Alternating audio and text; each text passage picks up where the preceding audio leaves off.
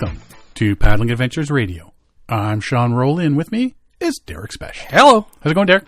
Fantastic, man. It's going good. I'm excited. It's turning into a warm fall. Right? I'm going to say it again. We're not getting snow until December. And when we do get snow, according to our Farmer's Almanac, we're supposed to get a lot of snow this year. Is it going to be a big one this year? That's what, because it's been really hot. That's the Farmer's Almanac. But that's like, people who use dowsing rods to find water. I would put the Farmer's Almanac one step above weathermen. Any day of the week. Yes. There are so many things out there, like everything from the stripes on the woolly caterpillar, the distance.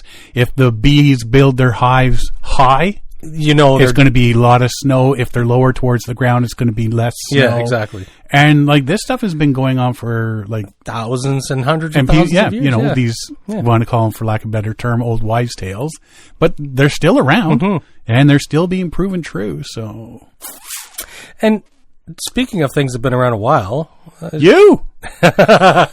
you and me, way too long. The horseshoe crab. Yeah, what about it? Apparently, it's been around for billions of years. Yeah. And it is a key provider for vaccination testing and so on. It's blue blood. It's one of the most expensive liquids. Have you been edumacating yourself again? I just came across it. I come across stuff. You went down the horseshoe crab wormhole. It was just something popped up, right? You did. You saw something about a horseshoe crab on the internet, and you spent 7 hours on the internet learning about horseshoe crabs. What's interesting is that developmentally or evolutionary wise, it's almost unchanged from like billions of years ago. Yeah, tons of fossils. Yeah, all show the same animal. Or maybe they're the same ones. They're just really old. Or maybe they just keep visiting. Because you get Greenland sharks, planets. which live to be 400 years old. Those get so old that they go blind. Yeah. Because their eyes just can't handle all the parasites and stuff like that. So they just swim around with their mouths open, hoping food's going to fall in it. Right? Weird things, dude. Yeah. Weird things. Yeah. So, interesting. Horseshoe crabs from the Horseshoe Nebula. Mm-hmm. That's probably where they're from. I bet you. Yeah. I bet you it says that in the old Farmer's Almanac, too. I bet it does. Yeah, exactly. Which, did I say I would trust more than a weatherman? Yes, you did. Yep. I know a weatherman, and I stand by that. Shall we go in this loop again? Episode 501. It was all just a loop over and over and over again. It was a circular conversation. It looks like it's going to be some nice fine weather for the next foreseeable future. Yes. I mean, rain, but the salmon are running. And last night it was until 3 or 4 a.m. We sleep this time of year with the windows open, and it was like, oh my God, it's so hot. And I, at one point in the middle of the night, I'm like, I'm tempted to turn on the AC. No, we've been sleeping with the windows open as well and the ceiling fan on. Yeah. Yeah. To which I found out our dog Athena is very wary of the ceiling fan. When you turn it off, it's attacking. It starts getting slower, and she sits on the bed and just stares at it as it gets slower. She's waiting for it to attack. Because it's going fast. Yeah. I guess she really doesn't pay attention to it. Yeah. But then all of a sudden you see this thing above you going, shoo, yeah. shoo, shoo. Is that? And then she's just three squirrels about to jump at me? See? Weird. Anyway, it's been nice, and I think there's probably some camping adventures still to come. Mm-hmm. Who went camping in this room right now? Raise your hand if you went camping. Like recently? I think you've camped recently. No, I was in Japan. Yeah. So you haven't camped since before Japan? Yeah. Oh, you're missing out. Right? Did you not go? I did. Raise your hand. Everybody's looking. So we had was one of Siobhan's coworkers. They had a premium campsite, waterfront campsite at Balsam Lake, which are very hard to get. Mm-hmm. So she tried to hand the campsite off to Siobhan, and in the end they had, because Parks Ontario just made it so difficult, and then said you can't do this, you can't do that, you can't transfer it, and I've done it before. There's a transfer fee. No, you can't. Anyways, so the woman canceled, and Siobhan within an hour booked it. So it was the only way we could do it. I think they just wanted to make extra money or something. I don't know. Yeah, you're allowed to transfer. There's sites that you can post. Here's my site. Yeah, and it's going, and then you'll say, and then you can go back and get it. Or there's a transfer. Yeah, a method to transfer. People do it at New Lake and Pog Lake and so Ontario Park everything said, no, in it's impossible all the time. They said, no, we don't do that. It's impossible to do that. What? Maybe the person you're talking to. I've done it before.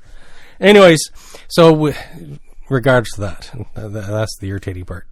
The really irritating part is, so we discovered a new creature on the weekend. It is called a hickory tussock moth caterpillar. Oh, yeah, the hickory tussock moth. Yeah. Yeah. Yeah. Have you ever come across the caterpillar?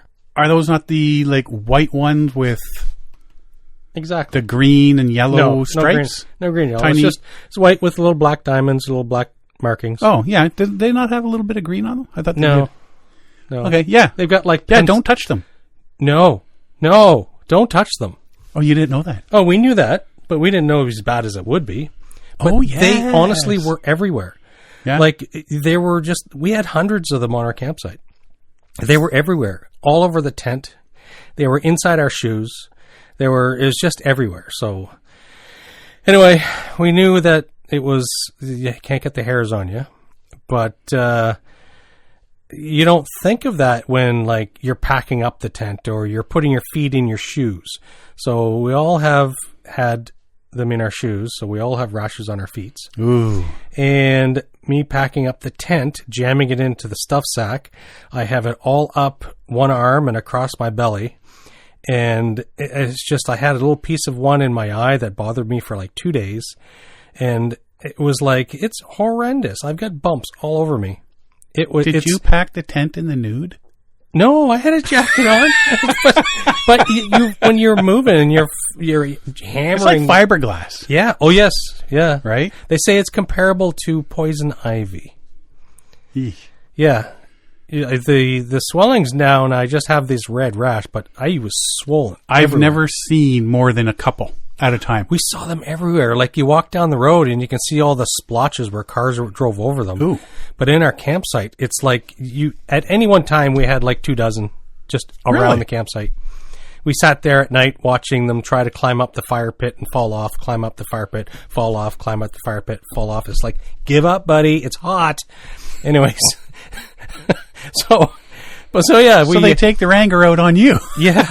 So we were trying, on Friday night and Saturday, we were hey, careful. Oh, watch out. There's one here. Hey, you're constantly another one. So we're trying to be careful. We picked them up with a leaf and put them on the edge of the campsite. Then they'd wander back in. But there were so many of them. And it was just everywhere at Balsam Lake. I've never seen so many caterpillars in my life. Maybe that's why she canceled and gave you the site. Maybe. Better you guys. But I don't think she could have known. Anyways, at first we thought, hey, maybe we can get one of those little animal aquarium cases, and maybe we can have a couple of pupae or turn them into the moth. Turn them into moths. That'd be neat. And by the end of the weekend, it's that ain't coming anywhere near me ever again. Right? Yeah. Well, that sucks. Yeah, all 4 of us have rashes. Wow. It's horrible. But I bet you learned a whole lot more about the moth. The hickory tussock, right? It looks nice as a caterpillar and a moth from the pictures. Well, they look fuzzy and cuddly, don't they? Fuzzy. Oh yeah, not cuddly. Yeah. Anyways, we've seen a lot of them, and we wanted to see the moth itself. That's why we're thinking about bringing 1 or 2 home. And its range is far and wide, so it's not like we were taken out of the range or whatever, because we first looked into it, and it's it's the entirety of southern Ontario and northern states, and from New Brunswick all the way into the prairies. It's everywhere. Mm-hmm. It's got a large range. But, wow. Yeah, you don't want to get its little hairs all over you. But other than that, how was your camping weekend? It could have been better. It was cold and windy. So our site we had a waterside site, and so we had direct entry with stairs into the water. But it was, we also, because of that, it was cold and windy, very windy. We tried to get out in a canoe and stand-up paddleboard. We did get out for a little bit with like Siobhan and Beckett got out on the stand-up paddleboard for a short time, but it was kind of rough, so they came back in. And it was just by that time when they came in, because I was going to follow out with the canoe, it just, the wind really picked up, and we had big white caps, and it's like, what? No. So yeah, it was, but as soon as you walked away from the shore, if we go up to the comfort stations and stuff like that, it was like, oh, it's hot up here. Yeah, it's pure wind. Yeah, it was just, it was freezing cold wind. And so yeah, it was, the tent rattled all night. And by early morning, it was like calm and flat. That's when they got out with the stand-up paddleboard, but the wind came back again. And so yeah. Good times. Good times. We did have fun. It was like we had a couple really good meals, and we did a few really nice hikes. And it's a nice campground. It's a nice area. Yeah, unless somebody gets hit by lightning, you probably going to have a good time regardless. It was surprisingly large campground. Like they have campsites numbered right up to like 750 or so. Really? Yeah. It's huge. I see. I've never been there. Tons of hiking trails. I just know lots of people go there, so I don't go. So it's a really nice area. There's some of the camp. There's like who knows? There's like a dozen different little internal campgrounds, loops and stuff. A lot of them are very exposed, but there's also some that are just deep in the forest. Lots of coverage, lots of poison ivy. So we're careful with that too. So didn't have to worry about the poison ivy problem. It was a caterpillar problem, but yeah, it was. We drove around the campsite because a lot of the areas were closed. It's the end of season.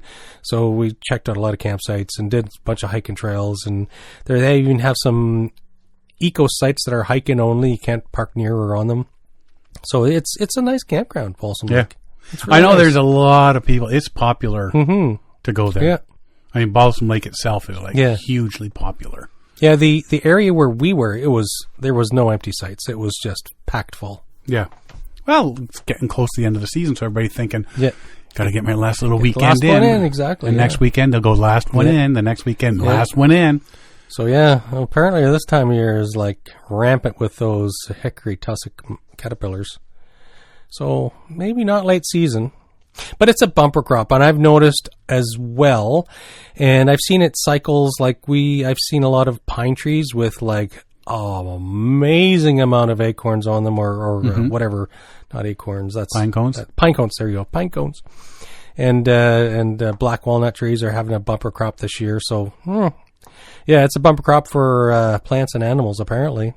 Yeah. I don't know what that means otherwise. I don't know. It means don't trust the weatherman. Exactly. Like at my old house, we had this gigantic black walnut tree. And it was like 5 to 7 year cycles where we would, 1 year, it'd be for 4 or 5 years, it'd be maybe a dozen or 2 dozen black walnuts will fall. And then every 5th or 7th year, it's like, gotta get. There's a lot of animal and bug species that do that. Yes, cycles, yeah. They go through big cycles. What's the cicada? There's 2 different cicada species, and they're on a 14-year and a 17-year cycle. Something like that, yeah. This summer, down the States, they lined up. Both species lined up. Japan was like, and they're massive. I got video of these. They're huge. Massive cicadas just going to town. Yeah. And like, I'm getting right up there with my video. my phone taking videos. And he's just going mad. Mad. Right? But there's a lot of things that go through that cycles. Yeah. Plants, animals, bugs, birds. The sun. Yeah. We're coming into a solar maximum currently. A lot of solar activity over the next 2 years. I know with the amateur radio, there's one of the bands, every 10 years, they would get really good. Oh, okay. And then, because with the sun and everything. With the solar, yeah. Yeah. And then the next 10 years ago, and then back up again really good, then bad, then good. I wonder if it's a solar maximum or solar minimum that would work well. Because at the solar maximum, there's a lot of ionosphere and magnetic heliosphere activity. I wonder if that would bounce it back more, or at the solar minimum when there's minimal activity, if it works better. That'll be something I have to Google now. Now he's got something else to Google and see if the hickory tussock moth follows that same pattern. Same thing, yeah. Well, glad you had a good time regardless. Yeah, it was good. It was good. And really the fallout is like yesterday and today after we got back. Mm-hmm. So we're making sure we wash everything. And now we have air your tent out. Well, see, that's another thing is it's packed away, and I would take it and I'm shake going to have it. to take it out and hose it down or something. Yeah. I would do it now because you're already covered in all the hives and rashes. Yeah. So do you want to do it now, or do you want to do it a nice and fresh rash next summer when you're taking it out into the woods for the first time? Yeah. You pull it out of the bag, and you're like, why am I so itchy? Oh, no. Oh, no. Yeah, I would do it now, dude. Yeah. I would do it now. And we all know, insert Morgan Freeman's voice here, but he would not do it. But he would not. Well, speaking of Ontario parks, Ontario government is investing nearly $60 million to create more camping opportunities for families and outdoor enthusiasts at some of the province's most popular provincial parks, adding up to 300 new campsites, upgrading 800 campsites with electrical service. See, okay, I'm going to get really right off the get-go here. Do you really need 800 with electrical service? Why don't you just make more campsites? They must have done some sort of study because maybe they feel there's more people that are using electrical sites and they go the fastest. There's a lot more people with tow behinds and pop-up. Oh, yeah, I know, but if it means... So I wonder if that's what it is. Because you're not going to do it if you don't need it. If they find that they're booking up really quick, then I'm sure they did a study. It's not going to be a random, hey, let's do this. Doesn't mean I have to like it. No, I know. I'm just saying. I don't think it was a random choice. I think they must have looked into it and said, "Hey, this is what we need. This. Our internal study has determined this." Yeah. As part of the government's plan to protect Ontario, this historic investment will make easier for people to camp at world-class Ontario park destinations, while boosting domestic and international tourism that supports local businesses and jobs.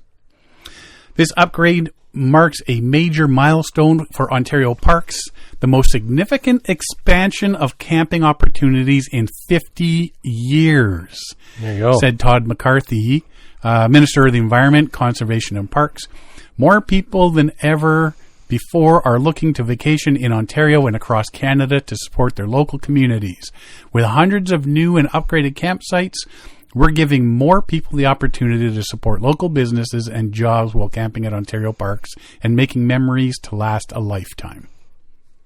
I would like to see them up, and I can only assume they don't mention it, but there's a few, was it Emily? There's a couple campgrounds that we've been to over the last couple of years, and when you walk into the comfort station, you have a strong feeling that this was built in the 60s. Uh-huh. Because it's like, okay, this is really rough shape. This is really old. And the only thing they've done to it in the last 50, 80 years was like paint it. And wash it a couple times a day. Yeah. They are nice and clean. That's one thing that I'm impressed by is Ontario Parks. They do keep their comfort stations clean. Yep. Create 300 new campsites, upgrade approximately 800 with electrical over the next 3 years. The addition of new campsites will help meet the rising demand for high-quality outdoor experiences in some of the more of Ontario's most scenic and sought-after destinations. Part of the expansion, new campsites will be added at Driftwood, McGregor Point, Bon Echo, and Killarney provincial parks, and more parks to follow. At the same time, existing campsites at Sandbanks, which is always packed, Arrowhead, Bon Echo provincial parks will be upgraded with electrical services, with additional parks receiving electrified campsites in the future. Sandbanks, one of Ontario's most popular parks, with approximately 750,000 visitors each year, will see up to 73 campsites electrified by summer 2026. And you know what? Like, when we go up in winter to do some winter camping, like at Mew Lake and stuff like that in Algonquin, people like the electrical sites so that they can have a light. Like, they bring electric lights to put inside their hot tents and stuff like that, little heaters that they can plug in with a fan sort of deal. Yeah. So, I mean, stuff like this as well. But if they do it to the places that allow winter camping. Yeah. Because not all of them do. So that would be a definite boost for the electrical sites. Ontario Parks' phased expansion is prioritizing parks based on project readiness, cost effectiveness, and the ability to deliver high value to park users. Additional parks receiving new or upgraded campsites will be released at a later date. So yeah, maybe one of the ones you're going to will actually be on that list. Maybe. And hopefully they'll do the upgrades off season. Shoulder seasons. We're gonna cut up all the roads and dig new trenches through the campground in July. Would not surprise me some days, but yeah, I gotta think they'll do most of it once, or they'll close off parts.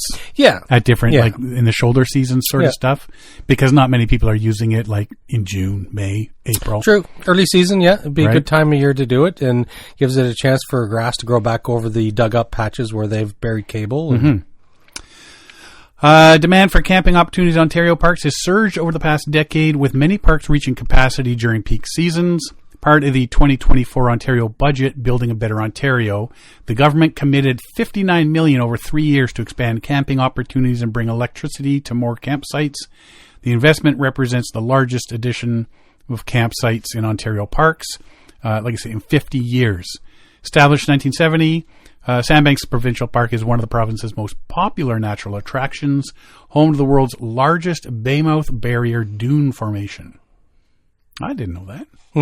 Yeah.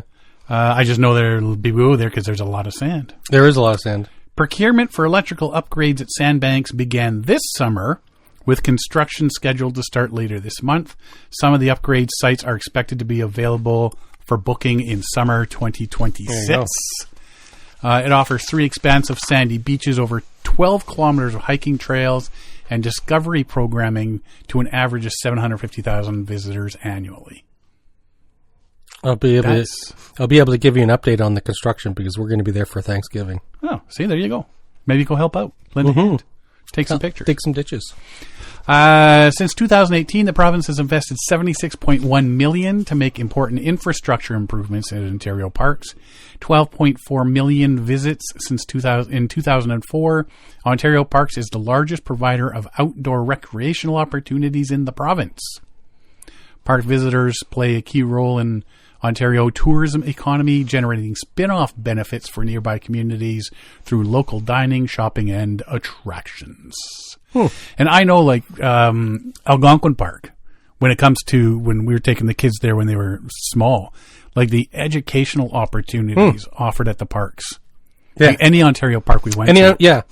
Like, because my kids are of that age, we that's one of the things we do. We see, okay, what's going on this week, whether we're McGregor or Emily or Algonquin or whatever. It's like, okay, let's see what they have going on, because we need to know now, and so we can schedule, okay, on Thursday at 1, we know to be here. And there's very, very good programs being put on with, different things that talk about animals or the plants and so on. It's very interesting. Nature walks. And Ariana learned all about loons one year and snakes. And we went one year and there was, I think it was from the University of Waterloo, there was a group of students up there studying bats.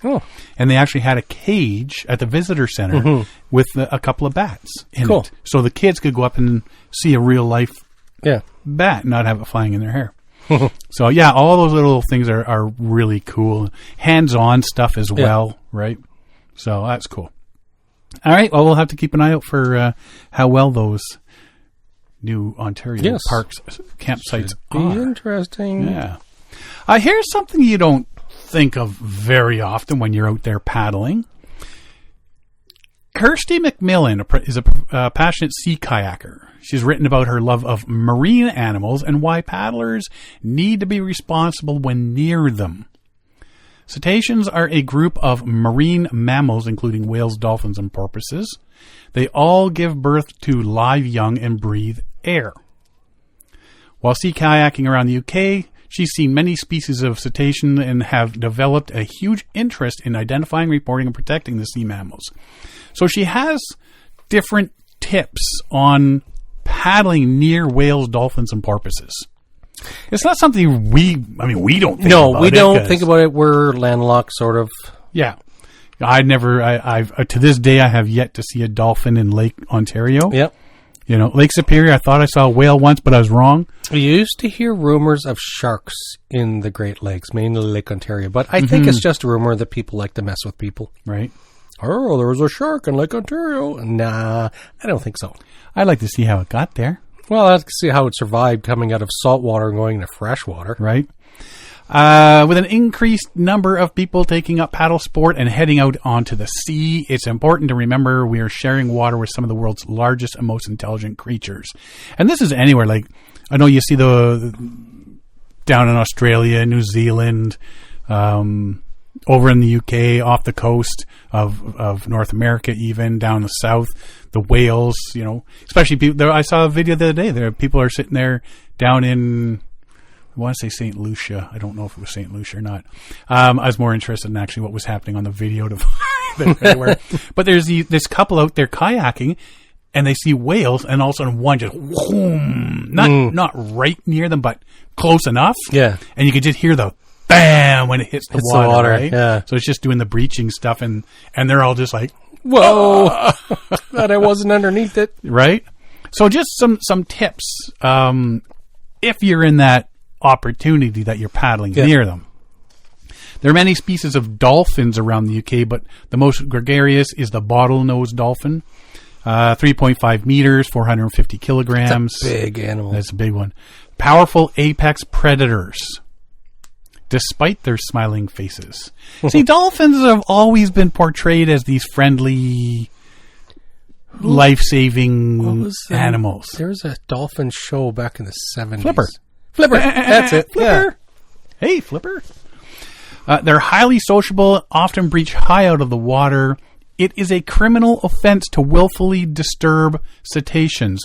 And that's not the first time. Like, the UK isn't the only place that... Like, I know when you're paddling down, like, New Zealand and stuff like that, if one comes... You're not supposed to touch it.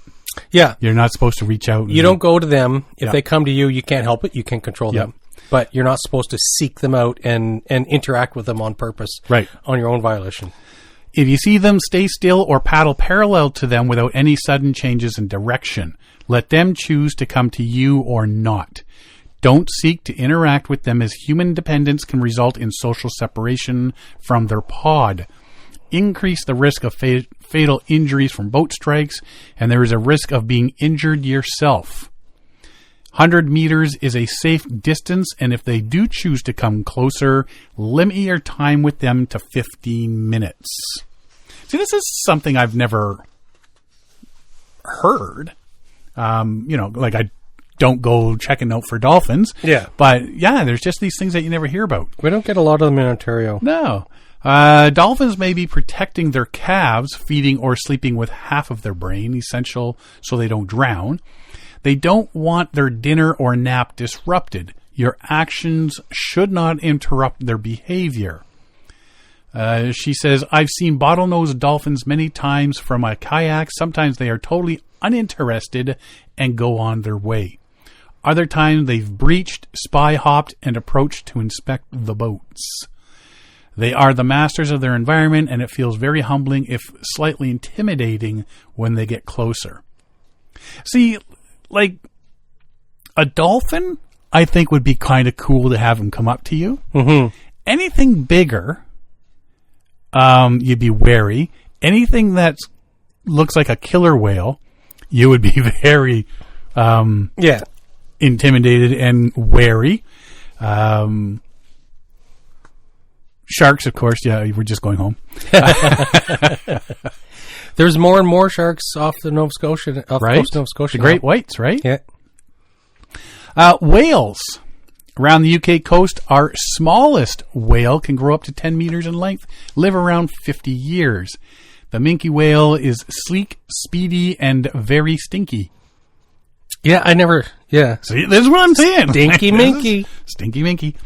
On a recent sea kayak expedition nearing the point of Ardnach Murshan, a peninsula in the Scottish Highlands. There you go. It's a big, big word.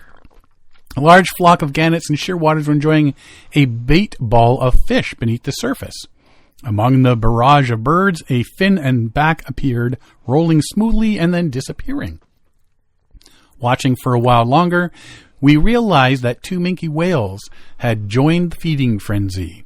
Kept our distance, allowed them to enjoy their feast before they drifted off towards the small isles.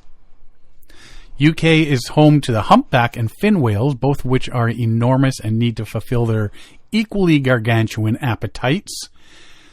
I can recommend the book How to Speak Whale by Tom Mustill, who was, unfortunately, landed on by a breaching whale whilst kayaking. It didn't say if he survived or not. I meant to Google that. I'm thinking he didn't, because it says, unfortunately, was landed on. Yeah, it just could be as unfortunately landed on him. He was fine afterwards, but it knocked him in the water. Maybe. Like all dolphins, it best practice to give whales space, especially if they're feeding. Oh, we saw the one a couple of years ago, and last year even, the whales come up and got a kayaker, spit out. Yeah. Yep. But, however, I've experienced a heart-stopping moment when a young minke whale surfaced next to me in the Femi Islands. They are curious and intelligent creatures with complex language and culture. Maybe one day we'll even be able to communicate with them. And porpoises. I always thought dolphins and porpoise were the same. They look the same, just smaller. Hugely overlooked and undervalued cetacean, the harbor porpoise is shy and difficult to spot. Despite being rather unexciting in their behavior, they are somewhat cute and energetic. Some of the best porpoise sightings I've had are from a kayak, occasionally hearing their snorting breaths before finding their tiny triangular fins among the swell. They are just 1.5 meters in length, spend much of their time feeding and avoiding bullying gray seals and bottlenose dolphins. So seals and dolphins pick on them. Yes, well, yeah, bullies, right? Yeah. Bullies of the sea. Bullies of the sea. Off the Isle of Canna, a pod of porpoises came close to our kayaks. We sat still, kept quiet, and respectfully watched them forage around the edge of the tidal flow. Harbor porpoises also seem to enjoy tide races. From Point Linus on Anglesey, while searching for rhesus dolphins, I've seen porpoises dash around in 5 knots of tide.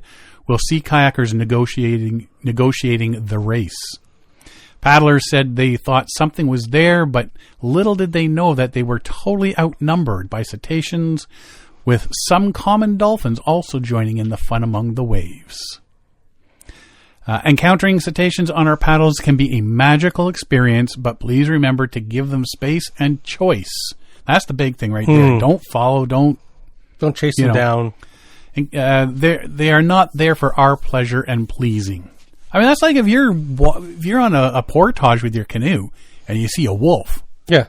Are you going to chase it? Chase it in the woods. Hey, buddy, come here. Yeah.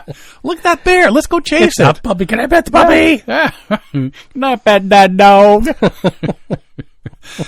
They are wild and free as they should be. It is a huge privilege to get sightings while we paddle around the UK. If you're lucky enough to spot cetaceans, you can report it to national citizen science projects, including Sea-Watch UK and Hebridean Whale and Dolphin Trust, or find a local citizen science group through social media. With warming waters and changes in fisheries, there are also some non-cetacean fins to watch, including bluefin tuna, basking sharks, and ocean sunfish. Those ocean sunfish are massive. I saw a thing on them the other day, and they're saying that they bask. They bask to use the UV light to kill off parasites, because they swim so slowly that they do gain a lot of parasites. And apparently they have so much, their body mass is so much fat that there's witnesses who said, they've seen like large chunks bitten out of them. And things just dumbly swim along because they don't feel pain. They don't have a lot of pain receptors. Really? So these things are giant. They're like a giant, 12-foot pancake type thing. These are huge fish, but they're just dumb, slow, and they don't feel a lot of pain. And the only reason they're so prolific is because a single sunfish can have millions of babies. It's the pancake of the sea. It's the pancake of the sea. Yeah. Share the water with our marine creatures respectfully. Keep watch out for those fins in the waves. Now, I haven't seen a lot of, and every time you see videos of like killer whales or orcas with paddlers, they generally ignore them, right?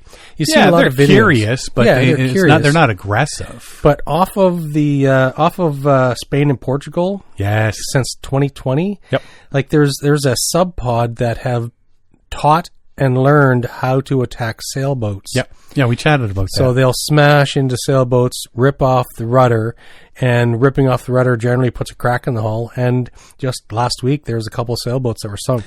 And they are saying that there's an orca out there that is teaching other pods. This is what you do. To do the same thing. Yeah. It's time to go to class. So, and they say something somewhere along the line happened. Yeah, somebody... a sailboat hit... And then one of them or something. It's all revenge now. Yeah. It's going to be a new movie, I guarantee right? you. But I saw some recent videos, and so you see the person on the sailboat, and when the rudder hits something, it's like having a car accident and it rips the steering wheel out of your hands. So the whale hits it, and suddenly the helm just wing spins, or if it's a rudder, it just pulls it out of your hand. And it's really shocking to see, and I've seen a lot of video just in the last 2 weeks of a bunch of attacks off the Iberian Peninsula, and these things are just hammering these sailboats, and then it shows the sailboat. It's like, oops. And even if it doesn't sink the boat, like, you got no rudder. Yeah, exactly. Yeah. Oops. Now what do I do? Yikes. Yeah. So don't sail around the Iberian Peninsula apparently. But when you see the videos of stand-up paddleboarders or kayakers and stuff like out there, and the whales come up, usually you'll see them going by, just doing their little just enough and blowing the air out and the spray, and then diving back in, sort of deal, nice, graceful. Mm-hmm. But every so often, one comes over to take a peek at, what's this thing? Nibble. It's one of those kayak things, and then they just continue on their way. They're curious beings. How scary would that be? You look down and see a killer whale on its side looking up at you as it coasts on by. It's like, what does he want? I'd be wearing the brown pants that day. I'm not food. Right? Yes, you because are. If you're sitting in that kayak and he decides to go for it. Oh, yeah, you're done. You're done. You got nothing to... Yeah. You know. You've seen them... So can you imagine them doing to you what they do to seals? Have you ever seen killer whales playing with seals? Yes. So it's like a cat playing with a dead mouse type thing. It just throws it back and forth and it's like, hits it with the tail. No. Uh-huh. They're very smart animals. Very smart animals. What's the white whales? That would be the beluga. That would belugas. Be the fish tube. The tube of fish meat. Right. But there's some of them that they'll play. Like they've got when they'll throw a ball and they go down and grab, or if you drop the phone, I've seen the video. Somebody dropped their phone off of a dock, and the beluga whale went down, got the phone, came back up with the phone in its mouth, and gave it back to the person. Mm-hmm. It's like intelligence. What just happened? Well, killer whales have been known to fight in packs or hunt in packs, and up north is they will in groups. They will pass underneath an ice floe with a porpoise on it or a seal on it, and the wave action will wash the seal off into the water. So killer whales have learned how to do this. Right? It's like that's pretty smart. Yeah. So when you're looking down and you're seeing that whale going under your boat on its side with his one eye looking at you, he's like, I wonder what he would taste like. He's seal shaped. Yeah. Seal shaped, seal taste. So if you're out there paddling and you see the big fins in the water, be respectful. Well, also be respectful, but also because the last thing we need is to create the whale human war, where like right now it's the orcas are taking out sailboats. You never know if they're going to get ticked off at kayakers and stand-up paddleboarders. Yeah, they'll stick to something big. I don't know. Yeah, we are a food source. For more than just them. Yes. Something a little bit closer at home here. After paddling more than 1,000 kilometers down the Ottawa River, and I've thought about paddling this route too. Now I know how long it'll take. Too long. I was about a week and a half off. After paddling more than 1,000 kilometers down the Ottawa River, Sean and Will Groves stepped onto Westboro Beach in Ottawa. Father-son duo were among a small group of paddlers, including some military veterans, who were greeted by dozens of supporters at the end of 5 grueling weeks on the river. Yeah, so I figured it'd be 3.5 weeks. It took them 5. Yeah. A long time. Yeah. And it wasn't a leisurely trip. They were doing like 6 to 12 hours a day. Yep. On the easier days, we were probably paddling 6 or 7 hours. On the harder days, we were reaching 12 hours. It was quite the journey. A lot of work. Yeah. Journey which raised tens of thousands of dollars for mental health charity Wounded Warriors. Started August 18th at the river's headwaters on Lac de Outaouais in Quebec. It continued down the waterway through long stretches of untouched wilderness over rapids and high swells. Groves paddled alongside Mark Gasparotto, a military veteran and experienced canoeist who conceived of the trip after getting the idea from his cousin. The eventual route was split into 5 legs, including a stretch of rugged portages early on, where the paddlers were forced to cut their way through the bush. Core group was joined by a rotating cast of supporters who followed along for shorter stretches of the journey. So that's what the thing is if there's a massive trip, if you can't do the whole thing, then if maybe you can join in for little bits, it sort of makes you feel like you're helping out, right? Gasparotto, a former combat engineer who fought in Afghanistan, said the group covered between 40 and 50 kilometers a day, 6 days a week. As a former military man, everything went as planned, he said. It's what that money translates into in terms of programs and services and impacts on humans. When you get a group of people who want to support a noble cause and come together like that, it felt like the mission was accomplished. Sounds like a really good trip for a really good cause. If you want to find out more, go to woundedwarriors.ca and get more information on the charity and everything. But yeah, that's quite a good trip. Now we've seen a few groups now. We have that are doing this with veterans. They're doing the canoe tripping, the paddling, and all that sort of stuff. And so they're doing a bunch of expedition tripping, whether it's canoe, kayak, or I've seen some where they're doing mountaineering and hiking out west and so on. And I was just trying to find the name of it. There's multiple. There's Warrior Adventures Canada. Yep. There's Off Trail Odysseys. There's Mike Ranta. He did a whole thing for veterans in his cross Canada expeditions. Yeah, he raised money for that. And so there's a lot. There's a lot of groups out there that do these things, and what they're doing is they're getting veterans involved in tripping, where it's more of a way to clear your head and get back into group activities and so on. A lot of people come out of some wartime situations or other activities where they're exposed to that, and so it's helpful to get people to clean the soul and get they're finding that getting out into nature on these sort of things, out of the city, out of their own head, exactly is really, really good for mental health. And they find a lot of them, that's the kickstart they need to get them back on track where they need to be. So it's good that there's people out there. 1,000-kilometer canoe trip, though. That's big. That's awesome. That's awesome. That's huge. Rutabaga. Oh, yes. And I'm not talking the turnip thing. No, I do like those rutabagas too. I don't. No? Nope. Can't stand them. I'm not a... You're a turnip guy? Nope. Not at all. Don't give me rutabagas. Don't give me turnips. Don't give me sweet potatoes. Don't give me broccoli. Don't give me cauliflower. Oh, wow. Don't give me asparagus. I like all of those. That explains a lot about you. What? My mom fed us those things all the time we grew up. Oh, they were on the table. All right. Yeah, and you don't get anything else till you eat your vegetables. Mom, what's the farty smelling thing? Right? Those are rutabagas. Eat them. Yeah, there's days where they're being cooked in the house. You walk in the house and you're like, whoa. Somebody not spray the bathroom? Shut up. Yeah, no, I'm not. There's some vegetables I'll eat raw, but I will not eat them cooked. Oh, okay. Right? But, yeah, I've just never been a big... The vegetables I do like, they're pretty much the same, like, all the time. That's all I'll eat sort of deal. Yeah. So, like peas and beans and that sort of stuff. Carrots. Regular potatoes. Mm-hmm. My brother's got a weird thing where he won't eat any vegetables that grown...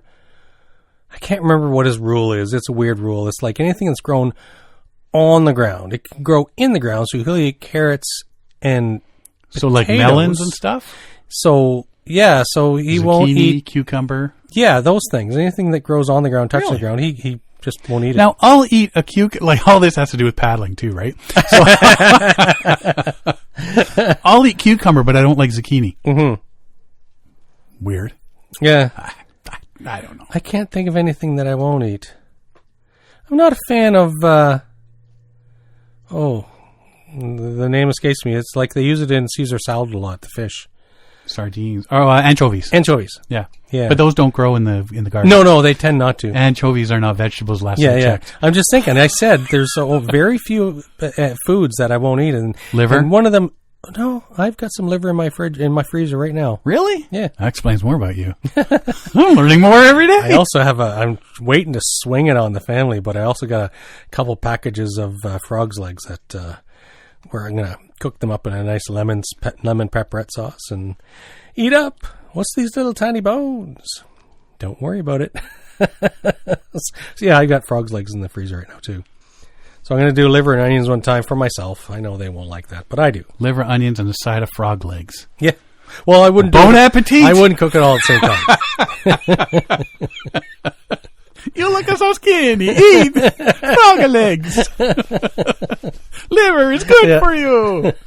I was so excited when I saw them at the grocery store. It's like, ooh. Yeah, no. Anyway, let's get back to rutabagas. Yes. That's how we got on this topic. Rutabaga is a store, Rutabaga Paddlesports. Darren is the one that puts it on. Darren Bush. And he's put out a statement this week. I'm going to share some news with you that's both difficult and deeply personal.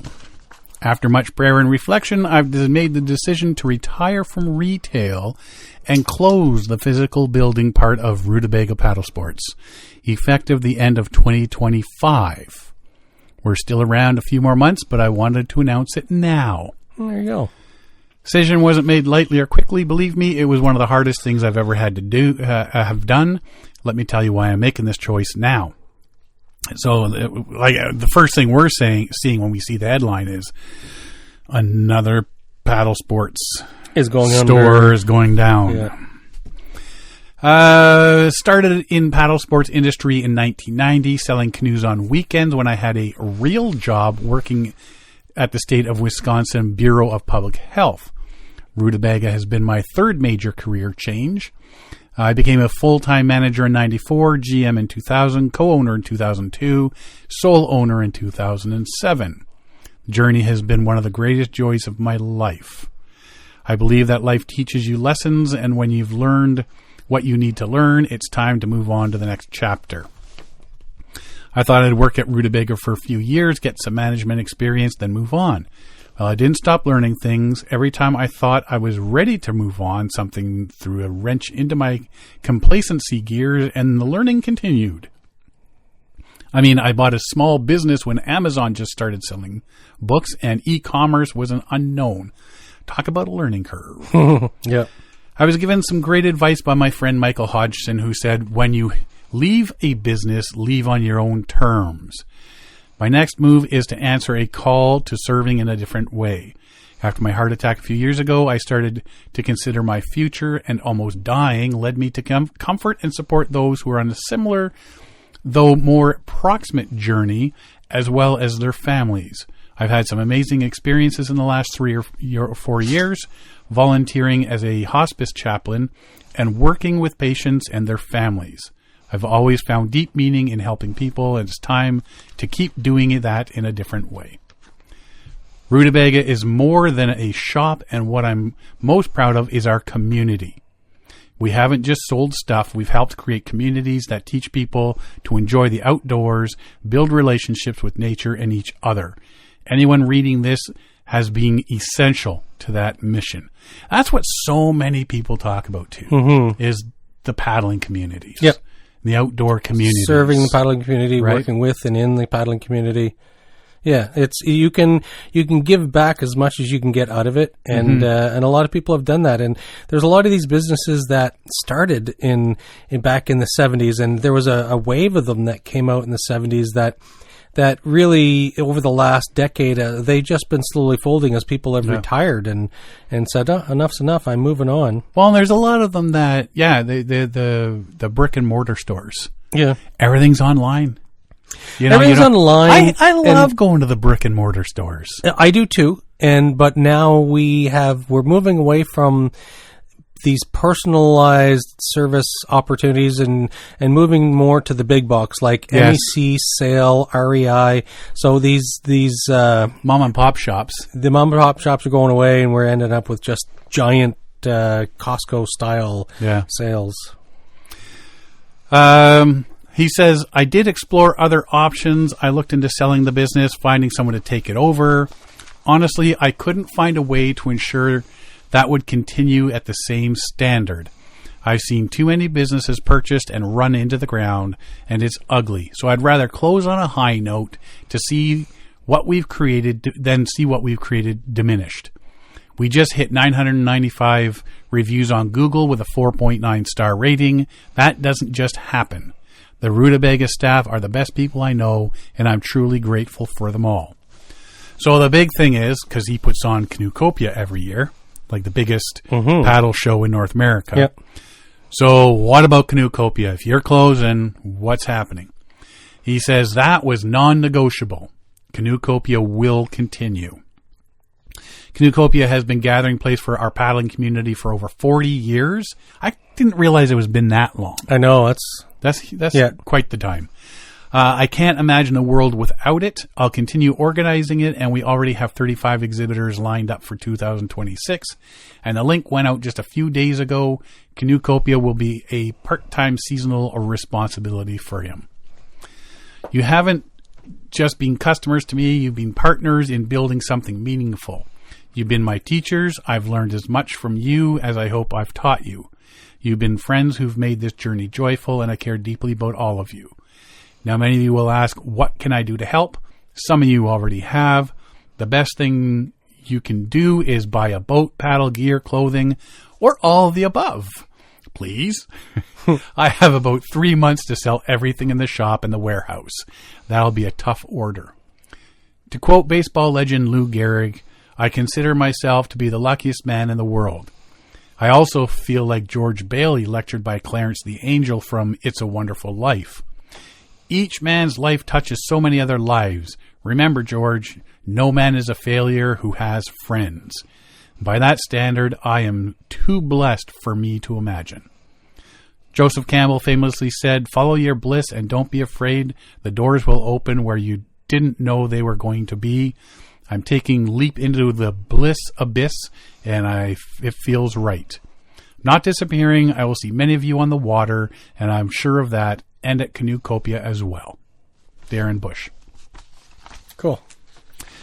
Sad to see another store go. Yeah. Like I say, I like to go to the brick and mortar stores and peruse the goods, try on the stuff before I buy it, because there's nothing like waiting a week for something to arrive in your mailbox, and you follow all the instructions on their site regarding sizes and find out, doesn't fit at all. That's not even close. Yeah.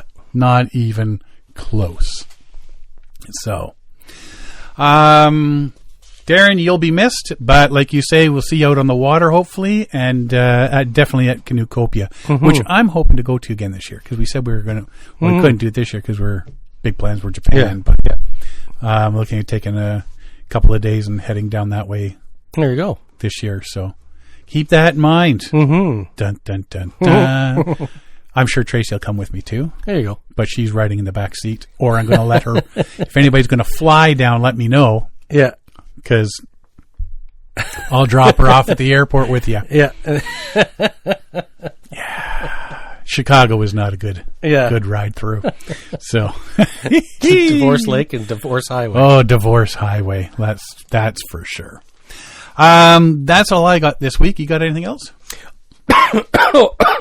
Sorry, I just inhaled. Watch out for the hickory tussock caterpillar. Caterpillars, yep. And I tell you, so what was interesting is that when we got there, we saw a bunch of them. It's like, what? That's weird. I've honestly never seen one before.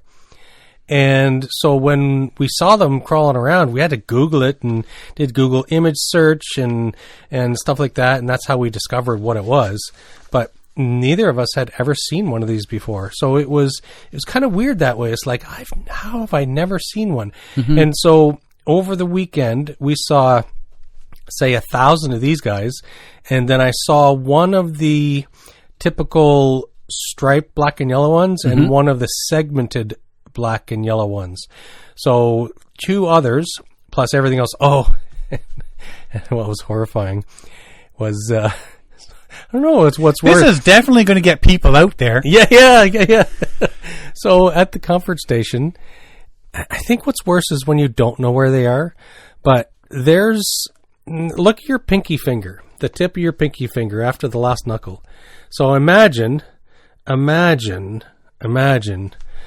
Like 500 spiders that size. So all around the comfort station, up in the eaves, they were everywhere. I got a bunch of videos and a bunch of photos. And some of them had small bodies, but most of them had the big pinky finger bodies. And the next morning when we went to the comfort station, it's like, there's not a single spider here. So where are they? Well, they finished using the bathroom and left. Yeah, exactly. All I'm picturing now is like pinky fingers with legs. They were huge. Like I remember growing up, we had a woodshed attached to the house where Dad kept stored stuff. Plus, we kept our firewood for heating the house, and we had those big barn spiders, bigger than these ones we saw at Balsam. But, it was like a gigantic spider, barn spiders. And here it was like, I'm looking up, it's like, so you go in to open the door, you look up, it's like, ah! Oh, what is that? All our listeners in Australia right now are thinking, yeah, baby, you wuss, you little wussy.